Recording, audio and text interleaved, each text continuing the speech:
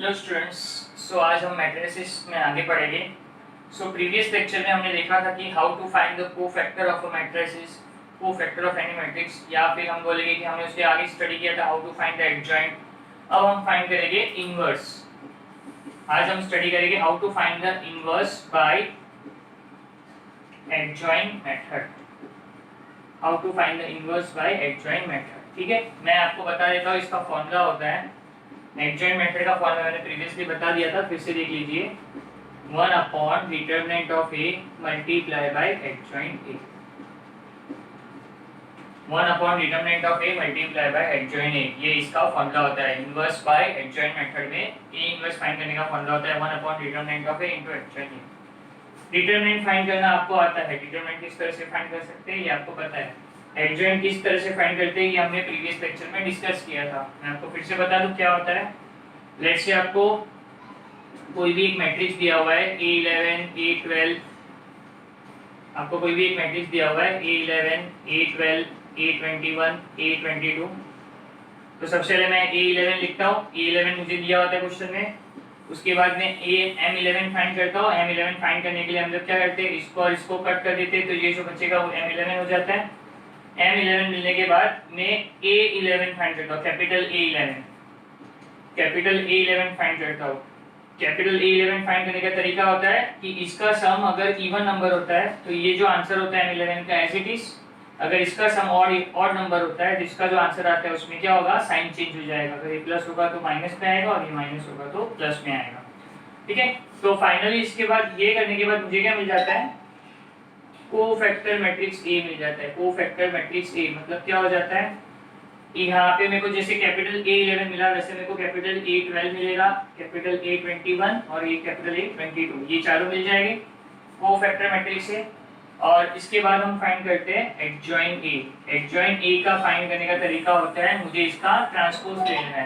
मतलब ये जो रो है उसको कॉलम वाइज लिख देना है। ये A11 A12 A21 A22, ये हो गया इसका ट्रांसपोज लिख देना। ठीक है, यहाँ तक हमारा कंप्लीट हो जाता है सब। तो आज हम देखेंगे कि ये स्टेप बाय स्टेप मैं पूरा समझा दूंगा। जैसे कि आज हम स्टडी करेंगे तो कोफैक्टर मैट्रिक्स भी फिर से रिवाइज होगा, एडजॉइंट ए भी रिवाइज होगा, और जो लास्ट स्टेप बचेगा वो फॉर्मूला में अप्लाई करने वाला रहेगा, तो आपको देखना है। ठीक है, स्टार्ट करते हैं।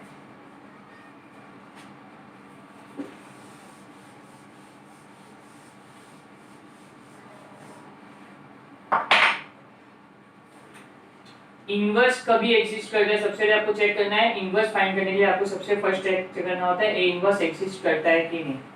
सबसे पहले आपको फाइंड करना है ए इनवर्स एग्जिस्ट करता है कि नहीं। ठीक है, लेट्स से यहाँ पे देखिए, मैं आपको फर्स्ट क्वेश्चन बताता हूँ।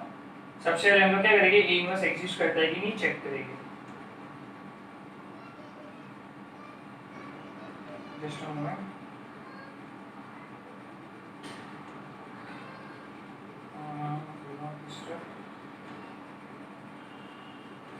ठीक है, मैं क्वेश्चन लिख देता हूँ यहाँ पे, किस तरह से सब कुछ फाइंड करना है मैं ये रब कर देता हूँ। मैं स्टार्ट करता हूँ। फर्स्ट क्वेश्चन देखिए, ये क्वेश्चन है एक्सरसाइज का 5th का फर्स्ट क्वेश्चन।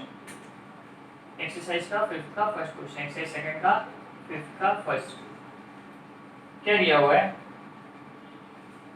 क्वेश्चन में, दिया हुआ है एक मैट्रिक्स दिया हुआ है 1 4 3 -1।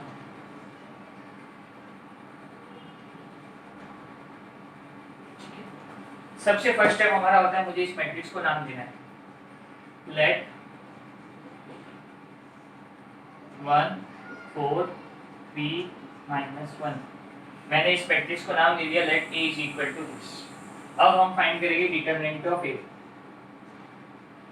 डिटरमिनेंट ऑफ A क्या है, देखिए डिटरमिनेंट ऑफ A क्या हो जाएगा, 1 × -1 -3 × 4। ये किया हमने। 1 × -1 होता है -1 -3 4 12। फाइनल आंसर आ गया -13। सो यहाँ मैं बोल सकता हूँ determinant of A is not equal to 0। Determinant of A जब भी नॉट इक्वल टू 0 होगा तो मैं बोल सकता हूँ therefore hence A inverse exist. Determinant of A is not equal to 0 मतलब ये नॉन सिंगुलर मैट्रिक्स होता है, और जब भी A इनवर्स हम किस पे फाइंड करते हैं, नॉन सिंगुलर मैट्रिक्स में ही फाइंड करते हैं। तो मैं लास्ट में लिख दूंगा, यहाँ पे लिख दूंगा मैं हेंस ए इनवर्स एग्जिस्ट। अगर ये एग्जिस्ट करेगा तो पूरा प्रोसेस करना है इनवर्स फाइंड करने का, अगर एग्जिस्ट नहीं करेगा तो हमें आगे का प्रोसेस नहीं करना है, हमारा सम यहाँ पे कंप्लीट हो जाता है। ठीक है, तो इनवर्स एग्जिस्ट कर रहा है तो सबसे पहले तो हम लिख देते हैं A11 क्या है मेरे पास, A11 is first value that is 1। अब हम फाइंड करेंगे M11। M11 क्या है, M11 इज दिस, 11 जहाँ पे आएगा वहाँ पे स्ट्राइक करना है। मैं डायरेक्टली कर रहा हूँ, ये लाइन और ये लाइन में पहले रो में M11 इधर आ रहा है, कॉलम में M11 इधर आ रहा है, A11 इधर और इधर, तो फिर बचेगा मेरे पास -1। कैपिटल A11 क्या होता है, कैपिटल A11 इज इन दोनों का जो सम है वो इवन नंबर है, इवन नंबर में एज इट इज। ठीक है, और ये सॉल्व करने के लिए मैंने आपको फॉर्मूला बता दिया था, ये क्या होता है formula, Aij is equal to -1 raise to I plus j into Mij। ये फॉर्मूला है A11 यानी कोफैक्टर फाइंड करने का फॉर्मूला ये है, ये फैक्टर्स, ये फॉर्मूला से हम लोग को ये मिलता है। ठीक है ना, ये मैंने सिर्फ डायरेक्ट बता दिया कि सम अगर इवन नंबर होगा तो सेम नंबर और ऑड नंबर होगा तो साइन चेंज, लेट्स सी। ठीक है, तो ये फॉर्मूला आपको ध्यान रखना है। मैंने A11 फाइंड कर दिया, A12 क्या है, A12 इज 3, A12 3 है, तो अब मैं M12 कैसे फाइंड करूंगा, जहां पे भी A12 की वैल्यू है, जहां पे भी 3 आ रहा है उसको स्ट्राइक करो। पहले मैंने रो में स्ट्राइक किया, फिर मैंने कॉलम में स्ट्राइक किया, तो मेरे पास क्या बचा 4, M12 इज 4। तो A12 क्या हो जाएगा, सम ऑड नंबर है तो +4 का हो गया -4। A21 इज 4, A21 इज 4, तो M21 क्या हो जाएगा, M21 मतलब जहां पे 4 आ रहा है उसे मैं स्ट्राइक कर देता हूँ, पहले रो में स्ट्राइक किया फिर कॉलम में स्ट्राइक किया, तो क्या बचा 3। तो A21 क्या हो जाएगा -3 साइन चेंज। फिर A22 क्या है -1, M22 क्या आएगा -1 को स्ट्राइक करेंगे तो बचेगा 1, तो कैपिटल A22 भी 1 आएगा क्योंकि सम इवन नंबर है। ठीक है, मतलब मैं बोल सकता हूँ मुझे कोफैक्टर मैट्रिक्स A मिल गया, cofactor matrix A is equal to -1 -4 -3 और 1। कोफैक्टर मैट्रिक्स A मिल गया। कोफैक्टर मैट्रिक्स A के बाद मैं क्या फाइंड करूंगा, एडजॉइन A। एडजॉइन A क्या होता है, इसका ट्रांसपोज, यानी जो रो है उसको कॉलम में फॉर्म में लिख दो, रो को कॉलम बना दो, ये फर्स्ट रो हो जाएगा फर्स्ट कॉलम, सेकंड रो हो जाएगा सेकंड कॉलम। एडजॉइन A मिल गया।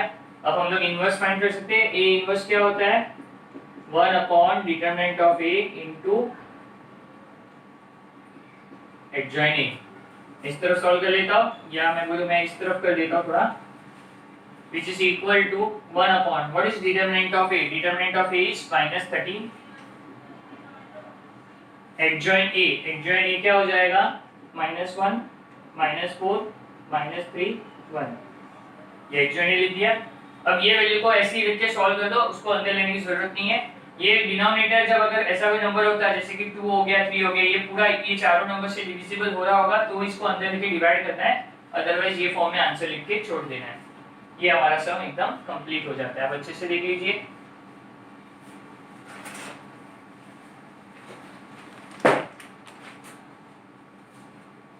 चलिए नेक्स्ट सम की तरफ बढ़ते हैं।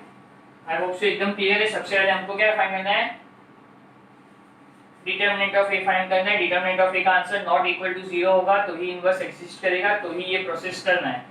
लेकिन अगर डिटरमिनेंट ऑफ ए का आंसर इक्वल टू 0 आ गया तो A inverse does not exist होगा, तो ये आगे का फाइंड नहीं करना है फिर से। चलिए सेकंड सम देखते हैं। सेकंड सम अच्छे से देखिएगा क्योंकि इसमें मैं सिर्फ 2 ही सम करा रहा हूं, बाकी इसके सारे सम्स आपके होमवर्क रहेंगे, सेम प्रोसेस है, सारे स्टेप सेम रहेंगे 2x2 ऑर्डर और 3x3 ऑर्डर के। तो अब हम लोग 3x3 ऑर्डर का एग्जाम लेते हैं। Let's say third sum, fifth का थर्ड, फिफ्थ के थर्ड में हमको दिया हुआ है, डायरेक्ट लिख देता हूँ let a is equal to, मैं सॉल्यूशन से स्टार्ट करता हूँ। Let a is equal to क्या दिया है, 1 3 5 0 3 2 0 0 -1।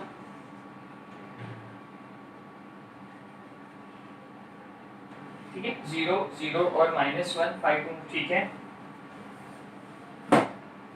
अब मैंने इसको नेमिंग दे दिया है। अब सारा पहले क्या करेंगे, कैपिटल 11 लिख देता हूँ मैं, सॉरी स्मॉल 11 इज 1, तो M11 क्या होगा, इधर डिटरमाइन करना है। पहले तो M11 रो में जहाँ पे आ रहा है उसको और इसको स्ट्राइक कर दो।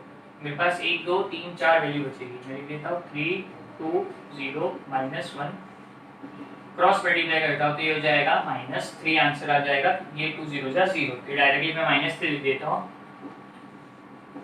ये क्या हो जाएगा, capital 11 even number as it is, -3 as it is.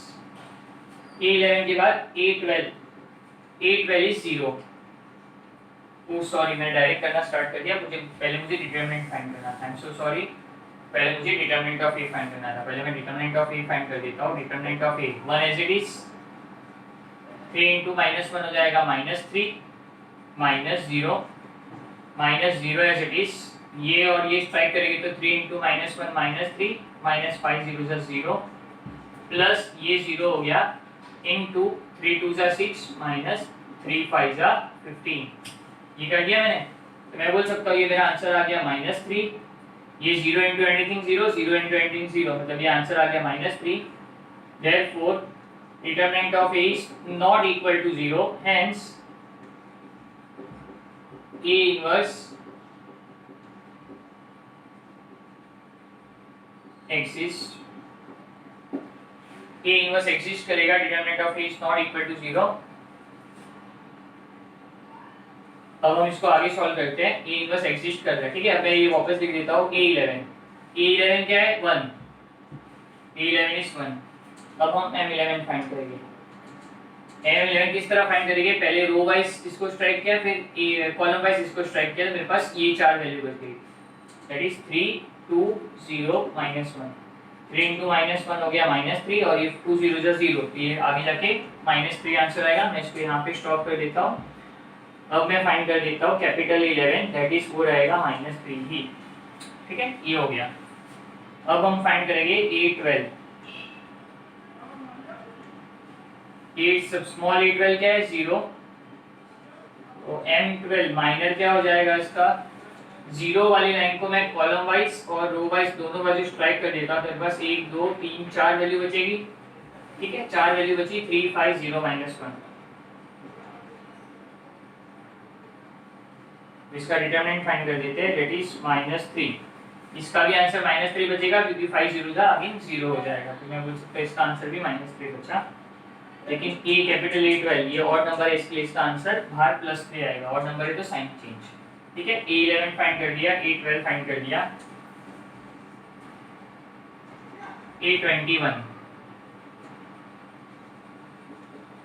A21 is 0। M21 के लिए मैं रो वाइज और कॉलम वाइज ट्रैक करूंगा, तो 3 5 3 2 बचेगा, 3 5 and 3 2, ठीक है।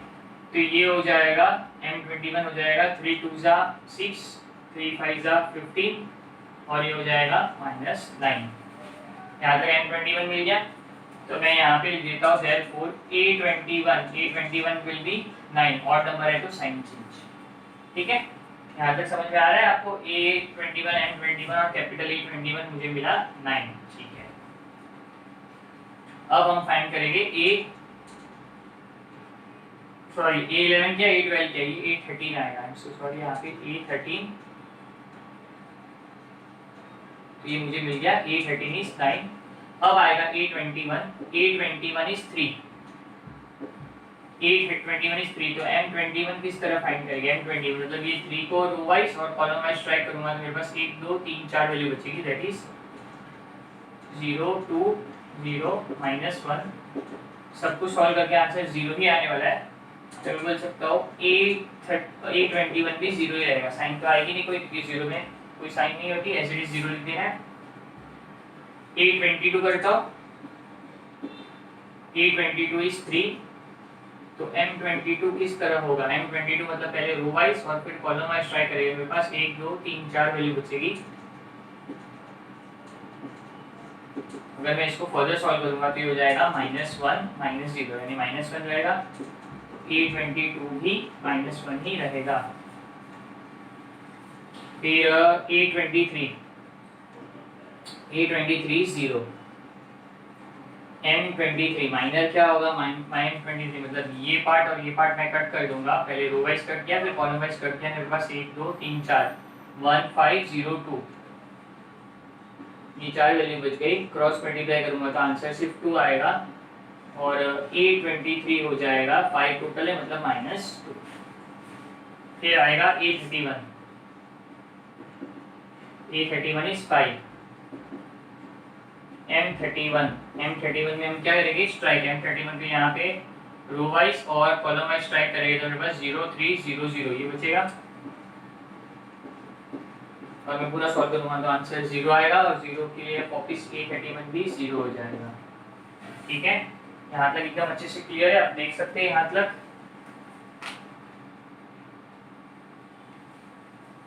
ठीक है, अब देखो मेरे को जो जो वैल्यूज मिल गई है वो मैं साइड में लिख देता हूँ और फिर मैं पूरा रब करके मैं आगे कंटिन्यू करता हूँ। ठीक है, तो सबसे पहले मुझे मिला है A11 है -3, फिर ये 3, फिर A11 A12 A13 है -9, सॉरी A13 है 9, फिर 9, उसके बाद है 0, उसके बाद है -1, उसके बाद है -2, उसके बाद है 0। अब A32 और A33 मैं फाइंड कर देता हूँ और डिटरमिनेंट ऑफ A का आंसर मैं ऐसे ही रखा हूँ, ये स्टेप बता देता हूँ इंश्योर।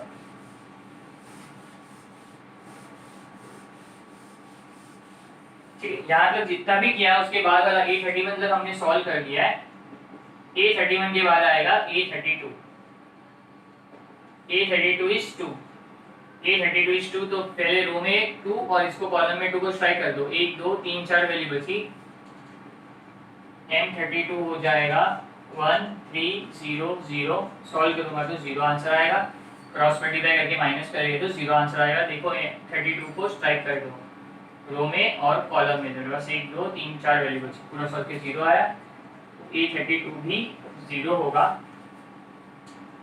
A33 क्या है, -1, तो M33 करेंगे तो -1 वाले पार्ट को स्ट्राइक कर दो तो 1 3 0 3 बचेगा,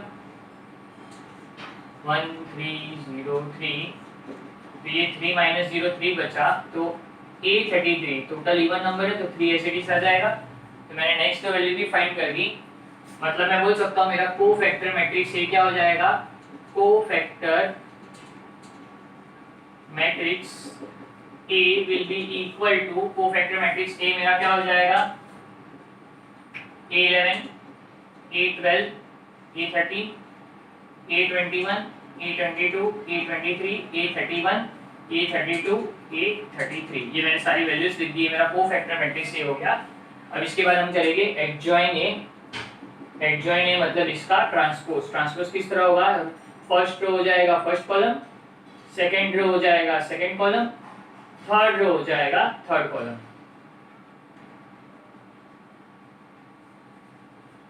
फर्स्ट रो हो गया -3, सेकंड रो हो जाएगा सेकंड कॉलम 0 -1 -2 और ये हो जाएगा 0 0 3। दैट्स इट, मेरा एडजॉइन मिल गया। अब इनवर्स फाइंड करेंगे। A इनवर्स होता है 1 upon determinant of A into adjoin A, which is nothing but 1 upon determinant of A क्या है, -3 मिला determinant of A, adjoin A है -3 3 9 0 -1 -2 0 0 3। अगर मैं ध्यान से देखूंगा तो मैक्सिमम वैल्यूज 3 से डिविजिबल है यहाँ पे, तो मैं क्या कर दूंगा, सबको ब्रैकेट ये -3 से डिवाइड कर दो, अंदर -3 तो -3 अपॉन -3 हो जाएगा 1, 0 0 ऐसे ही रहेगा क्योंकि 0 से 0 अपॉन एनीथिंग 0, 3 अपॉन -3 मिल जाएगा -1, -1 अपॉन -3 मिल जाएगा 1 अपॉन 3 और 0 अपॉन एनीथिंग 0, 9 अपॉन -3 हो जाएगा -3, -2 अपॉन -3 हो जाएगा 2/3, माइनस माइनस कैंसिल और 3 अपॉन -3 मिल जाएगा -1। तो इस फॉर्म में भी मैं इसका आंसर लिख सकता हूँ क्योंकि यहाँ पे मैक्सिमम वैल्यूज 3 से डिविजिबल थी, इसलिए मैं इसको अंदर जाके डिवाइड कर दिया, ब्रैकेट के अंदर जाके डिवाइड हो गया और मुझे फाइनल आंसर इस तरह से मिलेगा। दैट्स इट, बहुत इजी वे में आपको समझा दिया है एकदम अच्छे से। आपको सिर्फ ध्यान रखना है इसमें सिर्फ कांस्टेंट प्रैक्टिस करो, यहाँ पे आप ढाई करोगे समझोगे नहीं और एकदम से करने बैठोगे तो नहीं, जब आप करोगे एकदम स्लोली करो और फिर सिर्फ कांस्टेंट प्रैक्टिस करो, परफेक्ट हो जाएगा, कुछ नहीं है मैट्रिक्स इसमें। ठीक है, देख सकते हैं अच्छे से।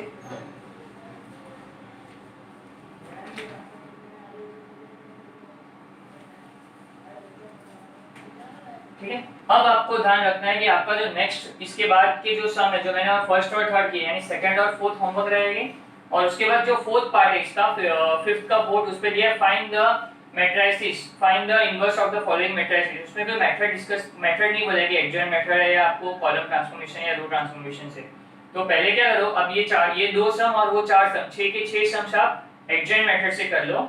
उसके बाद हम नेक्स्ट वीडियो में हम लोग एलिमेंट्री ट्रांसफॉर्मेशन देखेंगे, that is row transformation and column transformation. तो वो जो चार सम है वो चारों सम्स में हम लोग क्या रो ट्रांसफॉर्मेशन और कॉलम ट्रांसफॉर्मेशन किस तरह से करना है वो ध्यान देंगे। ठीक है, तो आज के लिए फिलहाल इतना ही। आपको ये सारी चीजें देख के प्रैक्टिस करें।